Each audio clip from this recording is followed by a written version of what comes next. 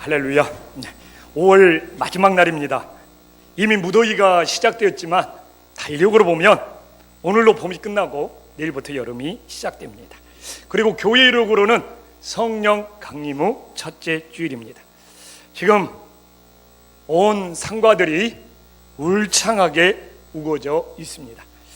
울창한 여름은 저절로 오는 것이 아닙니다. 황무했던 이 겨울을 푸르름이 가득하도록 만들어준 봄이 있었기 때문입니다. 이처럼 메마른 신앙을 생명이 넘치는 신앙으로 만들어주는 것도 봄과 같은 성령님의 역사라고 여겨집니다.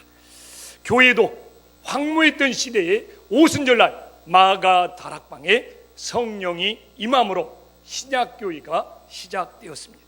그리고 오늘 본문은 성령이 역사하는 이 초대교회가 어떤 모습인지를 보여주고 있습니다. 오늘 말씀을 통하여 성령이 역사하는 이 초대교회의 진정한 믿음이 무엇인지를 깨닫고 우리들의 삶에 적용할 수 있는 소중한 시간이 될 수 있기를 간절히 소망합니다. 성령을 받은 베드로와 요한은 오늘 1절에 보면 전도를 하기 위해 성전에 올라갔습니다. 그리고 2절에 보니까 성전 미문에서 나가면서부터 못 걷게 된 일을 만났습니다. 3절에 보면 그는 생존을 위해 구걸했습니다. 저는 오늘 이 못 걷게 된 이가 왜 그렇게 태어났는지, 왜 그렇게 구걸한지에 대해서는 일체 논하고 싶은 마음이 없습니다. 이런 과거에 대한 논쟁은 그에게 전혀 도움이 되지 않고 오히려 상처만 주기 때문입니다. 우리 사랑의 하나님은 지나온 과거를 묻는 것이 아니라 앞으로 우리의 미래가 어떻게 변화될 것인지에 대하여 관심을 갖는 사랑의 하나님이시기 때문입니다. 저는 오늘 본문을 보면서 새로운 사실을 깨닫게 되었습니다. 오늘 본문을 보니까 이 못 걷게 된 일을 도와준 세 가지의 부류가 등장하고 있습니다.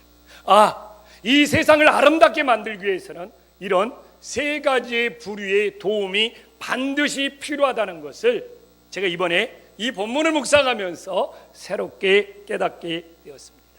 첫째로는 이 세상은 옮겨주는 도움이 필요하다는 겁니다. 이 옮겨주는 도움은 뭐냐? 상대방이 도저히 할 수 없는 것을 대신 도와주는 것이 옮겨주는 도움이 됨을 믿으시기를 간절히 소망합니다.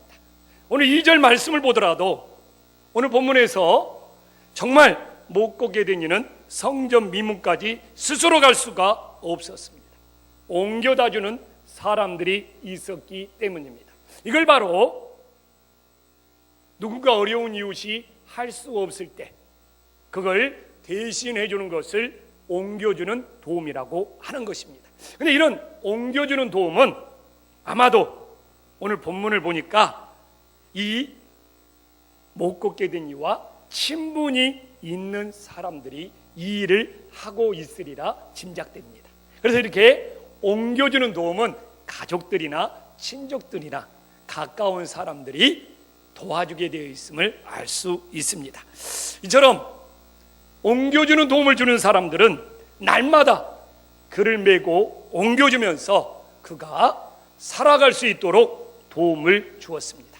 이처럼 우리들이 상대방이 할 수 없는 것을 도와줄 때 그들이 좌절하지 않고 그들의 인생이 꺾이지 않고 살아갈 수 있는 힘을 주고 있다는 것, 우리들이 반드시 기억할 수 있기를 소망합니다. 또 하나 이 세상을 아름답게 하기 위해서 필요한 도움은 뭐냐? 나누어주는 도움이라는 것을 알 수 있습니다. 오늘 5절에 보면 이 못 걷게 된 이는 성전 미문에서 무엇을 얻으려고 하였습니다. 그럴 때 나누어주는 사람들이 있어야지만이 그가 일용할 양식을 해결할 수 있습니다. 아마도 이렇게 나누어주는 도움은 누군지 모르는 이 불특정 사람들이 하고 있다는 것을 알 수가 있습니다. 지금 네팔에는 나누어주는 도움이 절실히 필요합니다. 만약 우리들이 나누어주는 도움에 참여한다면 네팔 사람들은 사실 우리들이 누구인 줄을 모르고 도움을 받게 되는 것입니다. 그러나 이처럼 나누어주는 도움이 있어야지만이 그들이 현실을 지탱하며 견딜 수 있게 되는 겁니다. 이처럼 우리들도 나누는 도움을 통하여 그 사랑을 실천할 때 그래도 이 세상이 더불어 살아갈 수 있는 아름다운 세상이 됨을 믿으시기를 간절히 소망합니다. 그리고 또 하나, 오늘 본문을 통해서 반드시 필요한 도움은 뭐냐? 복음을 주는 도움이 있어야 한다는 겁니다. 오늘 성전에 전도하러 갔던 베드로와 요한은 미문에 앉아있는 사람을 보았습니다. 그런 오늘 6절 말씀을 보면 베드로와 요한은 그에게 은과 금이 아니라 예수의 이름을 주었습니다.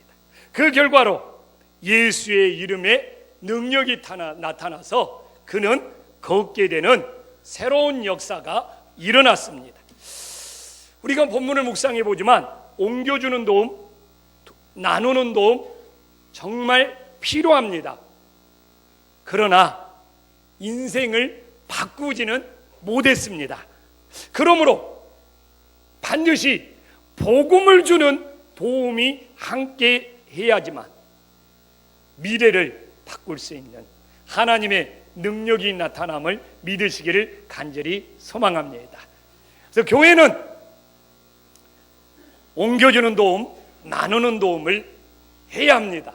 그러나 여기에 멈추면 교회는 교회가 될 수 없습니다. 우리는 반드시 교회가 세워진 본질의 목적, 예수님의 복음을 전하는 사명을 감당할 때 교회를 교회되게 할 수 있음을 믿으시기를 간절히 축원합니다. 만약 교회가 세상의 복음을 전하지 않는다면 교회는 존재의 의미를 잃어버린 것입니다. 그러므로 우리 한신교회는 예수님의 복음을 전하는 일에 마음을 다하여 미래를 변화시켜 갈 수 있는 은혜의 역사가 일어나기를 간절히 소망합니다.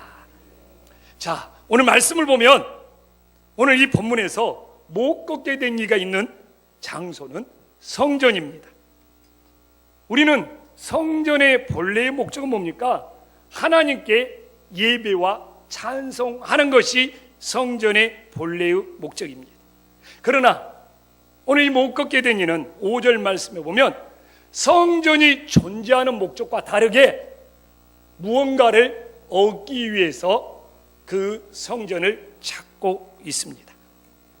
여러분, 오늘도 여러분은 무엇 때문에 하나님의 성전을 찾았습니까? 사람들과 교제가 그리워서 아버지 집을 찾았습니까?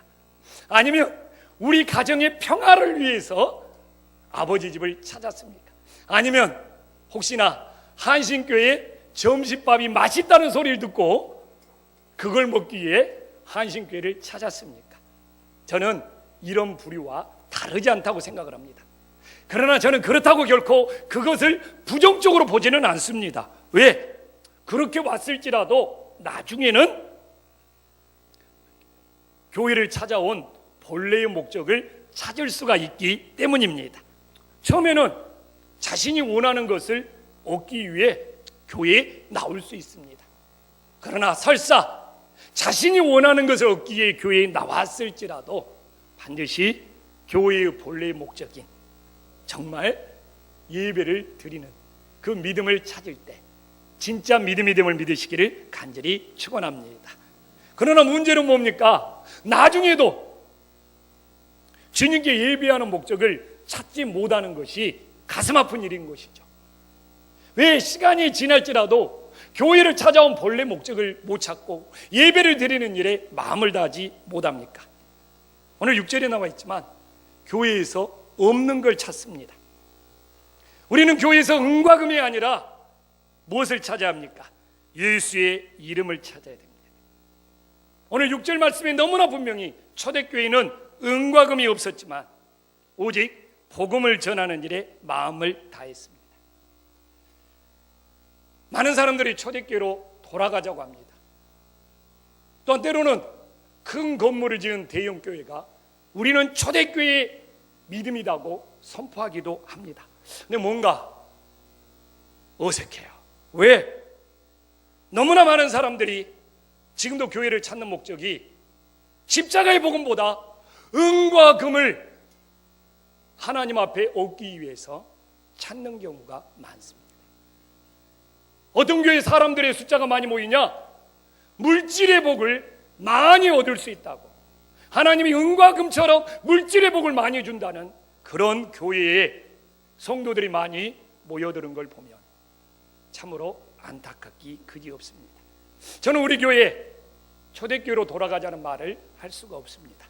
초대교회로 돌아가려면 우리 교회 건물 땅 다 팔고, 그래서 이웃들에게 나눠주고 가정마다 돌아다니면서 예배를 드리는 것이 초대교회로 돌아가는 겁니다. 그렇기 때문에 우리는 너무나 구호를 외치듯이 이 땅의 교회들이 그렇게 하지도 못하면서 초대교회로 돌아가자, 초대교회로 돌아가자, 이런 구호를 외치는 신앙이 되어서는 안 됩니다. 초대교회는 교회 건물도 없었고, 이런 예배당도 없었고, 가정이 교회가 되고, 그리고 모든 것은 구제하고 선교하는 일에 사용했다는 것을 우리는 너무나 잘 알고 있습니다.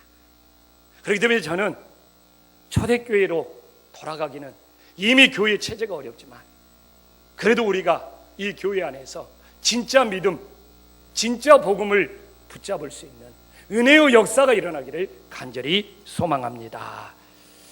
그래서 우리는 교회에 와서 하나님 앞에 은과 금이 아니라, 물질의 복을 얻기 위한 것이 아니라 예수의 이름을 찾는 것이 우선이 될 때 진짜 복음이 됨을 믿으시기를 간절히 소망합니다. 자, 가정해 봅시다. 우리가 아무리 은과 금을 많이 가지고 있고 물질의 복을 많이 가지고 있더라도 그것이 우리의 영혼을 살리고 우리의 영혼을 구원할 수는 없는 겁니다. 그러나 나에게 은과 금이 없을지라도 예수의 이름을 믿으면 그것이 내 영혼을 살림을 믿으시기를 간절히 소망합니다. 또한 교회에서 물질의 복과 유사품이 있습니다. 나는 교회 와서 물질의 복을 구하지 않는데요. 그럴지라도 그 유사품이 있어요. 뭡니까? 현대 교인들이 교회에 와서 너무나 좋은 편의시설을 원하고 있습니다. 휴게실도 있어야 되고, 카페도 있어야 되고, 무슨 애들 놀이터도 있어야 되고, 뭣도 있어야 되고, 아내가 실내 놀이시설도 있어야 되고. 근데 이것도 은과 금이 많으면, 교회가 은과 금이 많으면 다 해결이 됩니다. 그러나 교회가 아무리 좋은 시설을 갖추고 있을지라도 우리의 영혼을 구원할 수 없습니다. 좋은 시설로 꾸며진 그 교인들이 삶이 변하고 오직 예수님만 따른다는 것을 그 좋은 시설이 책임져 주지 않는다는 겁니다. 여러분, 우리 김포안심교회 교회 시설이 열악해서 여러분들의 삶이 예수님을 닮는 삶으로 변화되지 못하고 있습니까? 절대로 그렇지 않습니다. 교회의 시설이 아니라 예수님의 복음이 우리의 영혼을 구원할 수 있음을 믿으시기를 간절히 축원합니다. 우리는 다른 무엇보다도 예수님을 믿기 위해서 교회를 찾을 때 우리가 드리는 이 예배를 예배되게, 우리가 다니는 교회를 교회되게 할 수 있습니다. 저는 현대교회의 위기가 뭐냐? 너무나 많은 성도들이 교회에서 정작 찾아야 될 예수의 십자가의 복음이 아니라 오늘 성경이 말하는 없는 것들을 찾고 있습니다. 정말 우리 한식교회 성도님들은 오늘 우리 교회에 없는 은과 금을 찾는 것이 아니라 여러분들의 인생을 바꿀 수 있고 여러분들의 인생을 변화시킬 수 있는 나사렛 예수님의 이름을 찾을 수 있는 은혜의 역사가 일어나기를 간절히 소망합니다. 오늘 본문에서 그럼 이 못 걷게 된 이는 어떻게 변화되었습니까? 오늘 8절에 보면 그는 성전 미문에서 구걸하는 삶에서 성전에 들어갔습니다. 그리고 하나님을 찬송하는 삶으로 변화되었습니다. 그런데 변화라고 말하기는 좀 그렇습니다. 이것이 성전의 본래의 목적이에요. 그가 성전에 온 본질을 회복한 거예요. 성전에 오면 당연히 성전에 들어가서 하나님을 찬송하고 하나님께 예배하고 하나님께 기도해야 되는 겁니다. 이 말씀을 있는 그대로 우리들에게 적용해 볼까요? 지금도 많은 교인들이 교회에 오지만 이 3층 예배당에 들어와서 예배드리지 않고 1층과 2층을 왔다 갔다 하면서 종교 활동만 하고 가는 경우가 솔직히 있습니다. 여러분도 교회에 와서 이 3층에 와서 예배드리지 않고 2층에 식당에서 밥 먹고 1층 여기저기 다니면서 교회에서 이 일 저 이러다가 집으로 돌아간 적은 없습니까? 옆 사람한테 한번 물어보세요. 웃으면서 혹시 그런 적 없으시나요? 3층 예배당 오지 않고 1층 2층만 왔다 갔다 하다 집에 간 적은 없나요? 한번 물어보세요. 아멘. 그런 교인들은 다 옆에 있는 교회 다니고 우리 교회는 그런 교인이 한 명도 없을 줄 믿습니다. 근데 우리 진짜 이거 오늘 이분이 성전에 들어갔잖아요. 찬송했잖아요. 처음에는 그렇지가 않았잖아요. 근데 얼마든지 우리도 그렇잖아요. 이 3층 본당에 와서 예배 드리지 않고 1층, 2층 다니면서 무슨 봉사한다, 무슨 사람 만난다, 무슨 부서에서 선생님 온다. 그래서 난 오늘 내 맡은 책임감은 다 있어. 근데 신앙은 책임감이 아닙니다. 책임감은 율법이요 자기의 의를 세우는 겁니다. 우리는 오늘 성전에 들어와서 하나님을 찬송하고 하나님께 예비하는 것이 믿음의 본질이고 교회가 세워진 본질인 줄 믿으시기를 간절히 축원합니다. 그래서 우리 한신교회는 이 3층 본당에 와서 찬송하면서 예배드리지 않고 1층과 2층만 받고 가는 그런 영혼들이 하루빨리 변화될 수 있기를 간절히 소망합니다. 하나님은 우리들의 과거가 아니라 미래의 새로운 변화에 관심을 가지고 있습니다. 그러므로 예수님은 미래의 변화를 위해서 십자가에서 우리의 과거를 용서하신 겁니다. 왜 예수님이 십자가에서 우리의 과거를 용서하셨습니까? 앞으로 새롭게 살아라는 것이죠. 오늘 본문에는 나면서부터 걷지 못한 이가 예수 이름으로 일어나 걷게 되었습니다. 이제는 그가 걷지 못했던 지난날에 이분이 40세니까 40년의 세월이 아니라 앞으로 걸어가면서 살아갈 새로운 삶이 중요한 겁니다. 그러나 그가 40년 동안 걷지 못했던 과거의 피해의식에서 사로잡혀 있다면 그는 걸으면서도 삶의 기쁨이 없는 거예요. 얼마든지 그럴 수 있잖아요. 왜 나는 이렇게 40년 동안 이런 인생을 살아야 합니까? 라는 피해의식에 못 벗어난다면 걷게 된 기쁨도 그에게 찾아올 수가 없는 것입니다. 우리들도 예수님을 만나서 일어나 걷는 신앙으로 변화되었다면 과거 피해의식에서 벗어나야 합니다. 지난주에 읽은 글입니다. 한번 방송실 띄워주시랍니까? 정말 우리가 한 목소리로 한번 읽어보겠습니다. 시작. 우리는 기쁨을 가볍게 취급하는 밤 피해의식은 움켜쥐고서 놓지 않으려고 한다는 것. 제가 이야기했잖아요. 내가 11시 넘어서 잠달라고 하는데 전화 한 통 걸려와서 책을 3페이지나 읽어줬던 사건. 그래서 제가 얼마나 그 책을 읽으면서 감동했으면 그랬을까 하면서 제가 지금 주문해서 읽고 있습니다. 근데 대체 그럴만 하더라고요. 제가 과거의 피해의식을 놓는 것이 쉽지가 않아요. 부모에게 뭔가를 받았다는 이 상처의 피해의식에서 아직도 노인받지 못하고 있고, 목회하면서 성도들에게 상처받다는 그 피해의식에서 노인받지 못하고 있고, 그러니까 예수님을 믿으면서 누릴 수 있는 그 기쁨이 없는 거예요. 그 책을 읽으면서 많은 생각을 하게 되었습니다. 그러면서 내가 지금 또 아버지 학교를 다니는 것과 맞물려서 더 많은 고민을 하게 되더라고요. 야, 정말 예수님 믿는 그 기쁨은 가볍게 취급하는 반면에 과거에 받았던 피의식은 놓아버리지 못하고 움켜쥐는 삶을 살고 있구나. 그런 내 모습이 너무너무 많이 비춰졌습니다. 그러면서 오늘 본문과 연결해 볼까요? 오늘도 이 못 걷게 되니까 40년 동안의 피해의식이 아니라 예수 이름으로 걷게 된 그 기쁨을 붙잡아야 되는 거 아닙니까?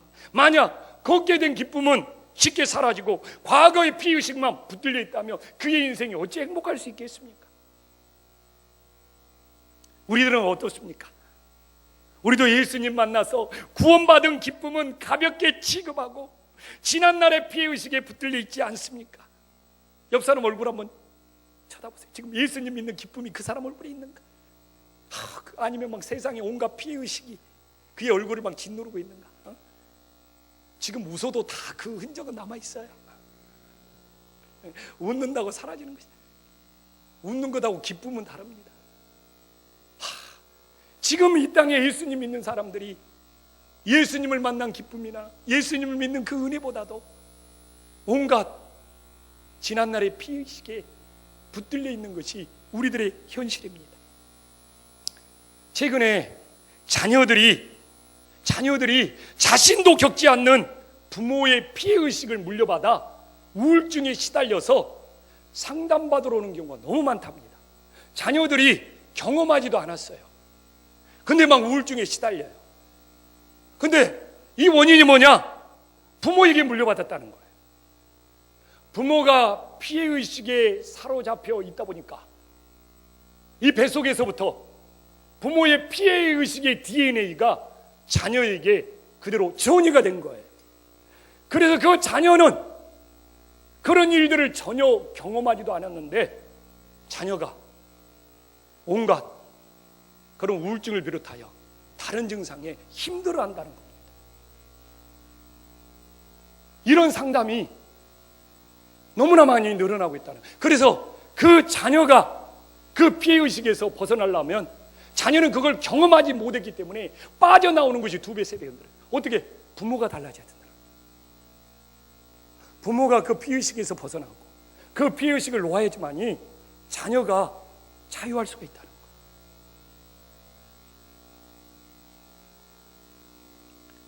여러분, 우리는 원숭이 사냥법을 너무나 잘 압니다. 원숭이는 몸 전체를 사냥할 필요가 없습니다. 손 하나만 붙들어 매면 됩니다. 손이 들어갈 만한 올가미 하나를 집어넣어놓고 원숭이들이 굉장히 좋아하는 것이 바나나입니다. 저도 바나나를 무지 좋아하는데 제가 원숭이를 닮아갈까 봐 걱정해요. 원숭이가 좋아하는 바나나를 좋아하다 보니까. 근데 이 원숭이가 그 바나나를 먹으려고 손은 집어넣을 수 있지 않습니까? 근데 바나나를 딱 붙잡았습니다. 그러면 못 나오는 거예요. 그럼 우리는 이미 들어서 알지만 그 바나나를 놓아버리면 다시 얼마든지 나와서 자유함을 누릴 수 있는 겁니다. 그런데 끝까지 원숭이는 그 바나나를 붙잡고 놓지 않다가 결국 사냥꾼에게 붙들립니다. 우리가 그렇게 피해의식을 붙잡고 있지 않습니까? 지난날의 피해의식을 놓아버리면 내가 예수님 믿는 기쁨, 진리 안에서 자유, 하나님 안에서 감사가 넘칠 텐데 원숭이가 바나나만 놓으면 손은 다시 나올 수 있는데 끝까지 그 바나나를 붙잡고 있다가 인생이 비극으로 가는 것처럼 우리 인생도 과거의 피해의식을 그냥 우리가 떠나보내고 놓아버리면 되는데 그걸 끝까지 움켜쥐고 있다가 내 인생이 예수님 안에서 기쁨을 누리지 못하고 있는지 오늘 이 말씀을 통하여 다시 한번 점검해 볼 수 있기를 간절히 소망합니다. 그러나 이제 우리들이 예수님 믿고 변화된다는 것을 어떻게 알 수 있습니까? 이걸 작아진다는 것이 제일 중요하죠. 어떻게 알 수 있습니까? 우리들이 추구하는 것이 달라져야 됩니다. 이 글도 같은 책에서 읽은 내용입니다. 함께 읽어보겠습니다. 시작. 우리가 무엇을 추구하느냐에 따라서 우리가 누구인가를 결정한. 오늘 본문에서 이 못 걷게 된 이는 처음에는 뭘 추구했습니까? 구걸하는 걸 추구했습니다. 그러면 그는 누구인 줄을 알게 되는 겁니다. 거린이 되는 거예요. 그러나 그는 변화되었습니다. 뭘 추구합니까? 찬송하는 걸 추구합니다. 그러면 그가 누구인 줄을 알게 됩니다. 그는 하나님의 자녀가 된 겁니다. 우리는 무엇을 바리새인 신앙이라고 합니까? 교회에서 직분을 말합니다. 장로, 권사, 목사. 근데 추구하는 것은 하늘의 것이 아니에요. 이럴 때 우리는 그걸 외식하는 신앙, 바리새인의 신앙이라고 하는 겁니다. 우리는 예수님을 믿으면 세상 것을 추구했던 인생들이 하나님 것을 추구하는 인생으로 달라졌을 때 내가 누구인지를 결정하게 된다는 겁니다. 추구하는 것은 엉뚱한 건데 내가 누굽니다 말하는 것을 우리는 외식이라고 한다니까요. 위선이라고 한다니까요. 그걸 가짜라고 한다니까요. 예수님은 해칠한 무덤 바리새인이라고 말씀하고 있습니다. 여러분들이 예수님 믿고 추구하는 것이 어떻게 달라졌습니까? 그것이 여러분들이 누구인 줄을 결정하는 겁니다. 추구하는 것이 달라지지 않는데 내가 누구냐? 예전에 그 모습 그대로일 겁니다. 부탁합니다. 추구하는 것이 얼마만큼 달라졌습니까? 그래서 여러분들은 내가 그리스도냐? 누구에게 말해도 인정받을 수 있을 만큼 여러분들의 추구하는 것은 달라지고 있습니까? 여러분, 제가 목사인데 제가 추구하는 것이 하늘의 것이야 되는데 내가 맨날 다른 것에 관심이 있다면 저는 이미 목사가 아닌 겁니다. 여러분, 우리들의 변화는 다른 것에서 시작되는 것이 아니라 추구하는 것이 어떻게 달라지느냐에 우리의 변화가 나타나는 거고 그걸로 내가 누구인 줄을 결정하게 되는 겁니다. 부디 세상 것을 추구했던 우리들이 예수님을 만남으로 하늘의 것을 추구하여 우리들의 인생이 달라지는 믿음의 역사가 일어나기를 간절히 소망합니다.